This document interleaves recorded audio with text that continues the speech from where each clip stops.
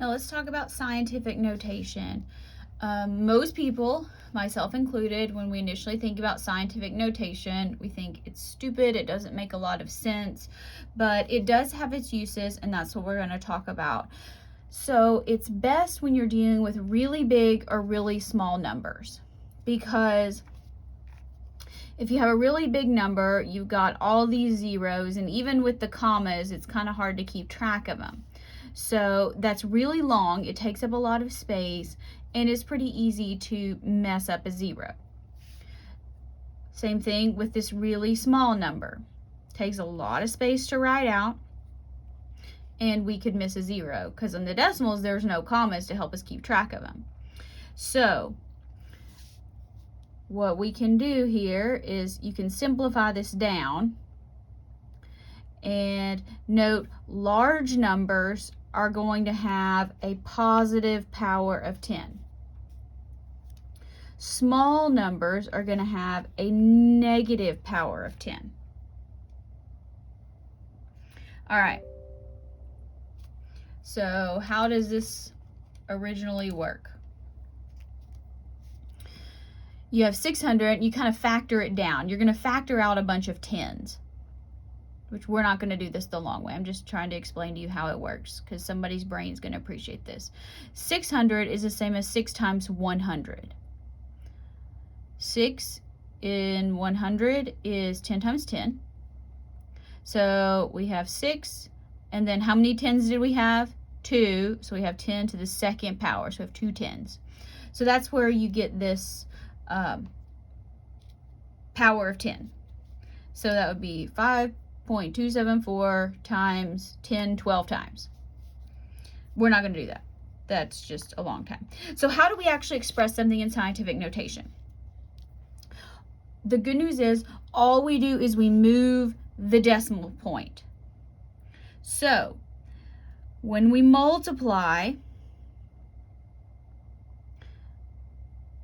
we're going to move the decimal to the right. When we divide, we're going to move the decimal to the left. Multiply by 10, divide by 10. So multiplying by 10, we're moving the decimal to the right. That's going to give us the big number. Positive exponent, big number. Now, negative exponent does not mean negative number. Be careful there. It just means you're going to move the decimal to the left, and that's going to give you the small number. Now, the key thing to scientific notation is you can only have one digit to the left of the decimal point. That means you can only have something in the ones place. This is not correct scientific notation.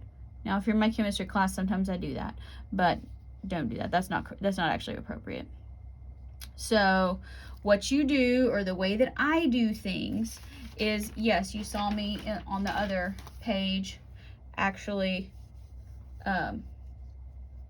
counting with my pen, doing this. Okay, so let's look at this. In this number here, we can only have one decimal or one digit in front of the decimal point. So that means it needs to be here. Okay, so how far? Now this is a little number, so are we going to have a positive or a negative exponent? I hope you said negative. You said negative, Dr. B. Great, that's exactly right. All right, so we're going to have a negative exponent because we're moving this decimal to the left. So, okay, let's count. 1, 2, 3, 4, 5, 6, 7, 8. So we write 6.7 times 10. And remember, this is a little number, so it's the negative 8. Or if you say move to the left, that means it's negative. However it takes you to remember it. Okay, now, this one, only one number in front of the decimal point. So there's our one number. So we're going to have 2.45. Now, let's move this. 1, 2, 3, 4. Which way did we move it? We moved it to the right. So 1, 2, 3, 4. And so we got a 4, and it's going to be positive because this is a big number. Move to the right, it's positive. Maybe that's helpful to you. Okay. So now let's expand these. So here we have 435 times 10 to the second. So remember this second power, that means we're going to move this decimal to the right 2 times. So we go 1, 2, and there's our new decimal. So we say 435. Now this one, 4.35 times 10 to the negative 6. The negative 6 means we got to move it to the left.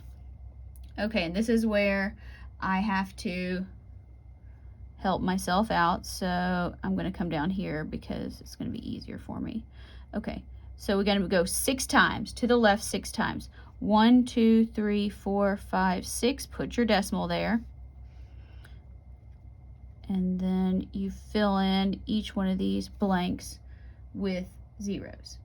So we should get 0 point, because remember, put your leading 0 in there, get into practice, and 5 zeros, 1, 2, 3, 4, 5, 4, 3, 5.